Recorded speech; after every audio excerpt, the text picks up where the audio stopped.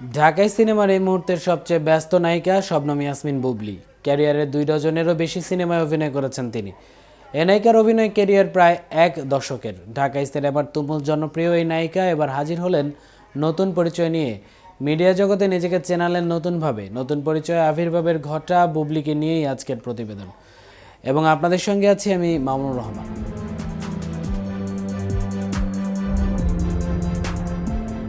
জনপ্রিয় চিত্রনায়ক শাকিব খানের হাত ধরে সংবাদ পাঠিকা থেকে নায়িকা হিসেবে আবির্ভাব। একসঙ্গে অভিনয়, এরপর প্রেম এবং বিশেষ শেষে বিচ্ছেদের স্বাদেও নিয়েছেন সাকিবের সঙ্গে। সেই সংসারে রয়েছে এক পুত্র সন্তান। এদিকে অভিনয়ের গণ্ডি পেরিয়ে এবার প্রযোজক হিসেবে কাজ শুরু করেছেন বুবলী। প্রতিষ্ঠা করছেন বিগ প্রোডাকশনস নামে একটি প্রযোজনা প্রতিষ্ঠান, যার মূল নাম বুবলী ইনভোটিভ গ্রুপ। গত শনিবার এই প্রতিষ্ঠানের অফিসিয়াল ঘোষণা দিয়েছেন অভিনেত্রী।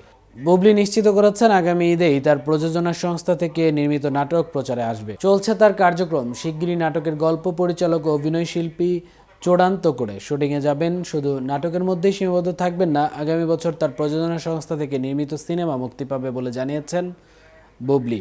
চলতি বছর সিনেমার জন্য গল্প পরিচালক ও শিল্পী নির্বাচন সহ যাবতীয় কাজ শেষ করবেন। এ প্রসঙ্গে বুবলী বলেন, পেশাগত ব্যস্ততার মধ্য থেকে প্রযোজনা সংস্থা নিয়ে যাত্রা শুরু করেছে। এটাই আপাতত আমার কাছে গুরুত্বপূর্ণ। শিগগির আনুষ্ঠানিক ঘোষণা আসবে। যে টিম নিয়ে কাজ শুরু করেছি তাদের প্রত্যেকেরই স্বপ্নটা অনেক বড়, আমারও ঠিক তাই। একজন নায়িকা বা অভিনেত্রী হিসেবে আমি যেমন শতভাগ মনোযোগী, ঠিক তেমনটাই পাবেন সবাই আমার প্রযোজনায়ও। দৃষ্টান্তমূলক কাজই আমার দর্শকের জন্য নির্মাণ করব। এদিকে অন্য বছরের মতো এবারও একাধিক সিনেমা নিয়ে ঈদে হাজির হবেন এ নায়িকা। ইতোমধ্যেই শেষ করেছেন সিয়াম আহমেদের সঙ্গে জুটি বেঁধে জঙ্গলি সিনেমার কাজ।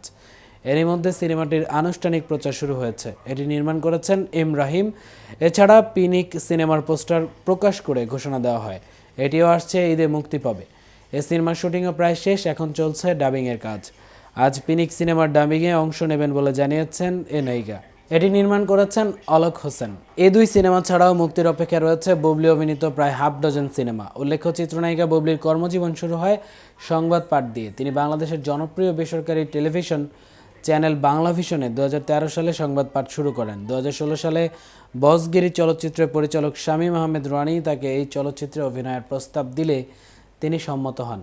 অপু বিশ্বাসকে এই চরিত্রের জন্য নির্বাচন করা হয়েছিল। পরে অপু বিশ্বাস নিজেকে এই চলচ্চিত্র থেকে সরিয়ে নিলে তার স্থানে বুবলীকে নির্বাচন করা হয়।